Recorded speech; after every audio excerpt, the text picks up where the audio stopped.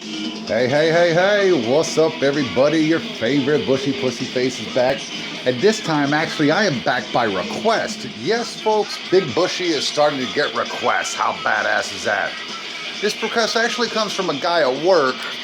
I don't even think he has a YouTube channel, so I'll just tell you his name. His name's Chris Crabtree. He's actually a longtime buddy of mine. It's the person I've known for the longest amount of time. I got to Northern New York in January of 1987. It was the second semester of 6th grade. We're still buddies and actually work with him. Now he asked me to do a review on an album that he called Dimebag Darrell's last compilation album.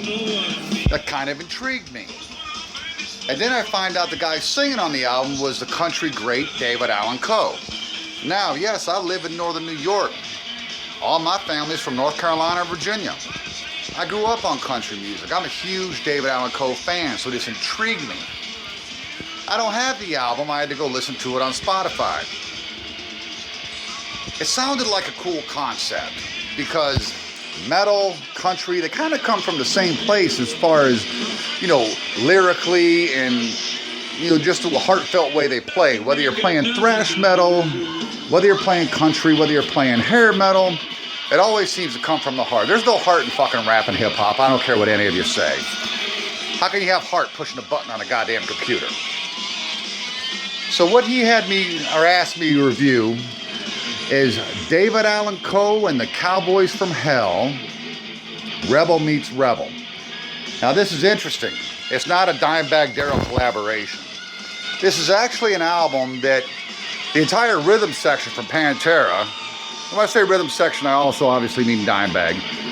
It's Dimebag, it's Rex, it's Vinnie Paul with David Allan Coe.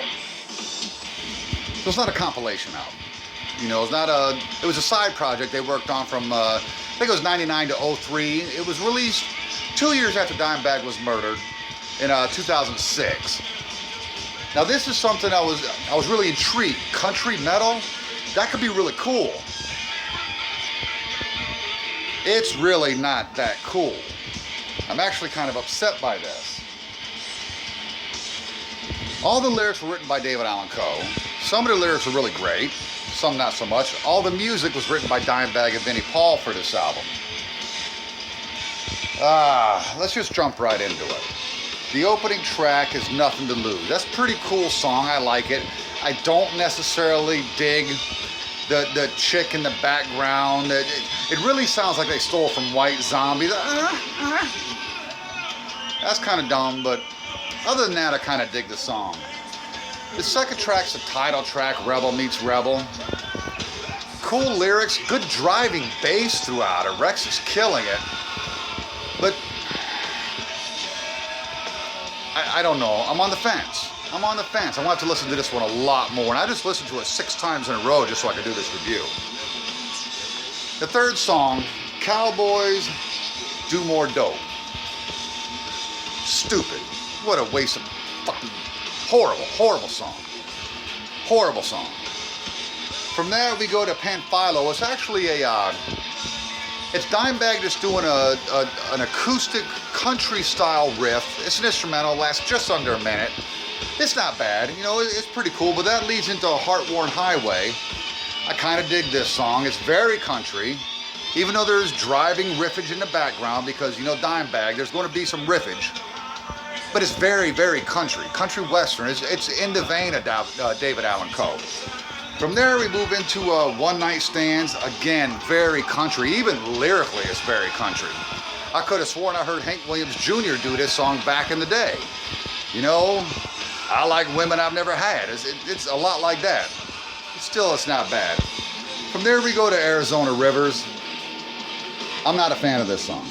Maybe had I never heard Pantera, I would like this. Because I would have never heard Pantera do Cemetery Gates. Hell, if I'd have never heard Black Sabbath, I might like this. If I'd have never heard Black Label Society's doing In This River, I might have liked this. But to me, this song sounds exactly like those two songs. Sounds like Cemetery Gates, sounds like In This River. It's not original. I don't like it. I mean, it's even called Arizona Rivers. Come on. Then we go to Get Out of My Life. Now, this actually guests Hank Williams III. And I'll tell you what, I've never heard Hank Williams III's music, but this song's badass. I love the shit out of it. He does some killer vocals in it. In fact, most of the screaming, hollering shit is Hank III. Is that what he really does? Because I'm going to become a fan real quick. After that, Cherokee Cry. I really like the message. It's basically, again, it talks about how U.S. government kind of screwed over the Native Americans. Now, while I'm kind of wah, we won, get over it, I understand the message. I really do. And it is a good message. It is a positive message. However, it's a shitty song. The music sucks. I'm just not a fan of this thing. Time, dumb, silly, don't like it. What a waste of time. No Compromise, track number 11. It's heavy as fuck. I mean, it's heavy as fuck. But then David Allan Coe is speaking the lyrics. I don't like that. It's definitely, I know what he was trying to do because I love that song. Oh, what the hell is it? If that ain't country, I'll kiss your ass. And he speaks the lyrics all the way through that, and it worked. Here, it doesn't work. It is just not good. And then the last track on the album is called New York City Streets. Fuck this song. There's a lot of things I don't like about this song.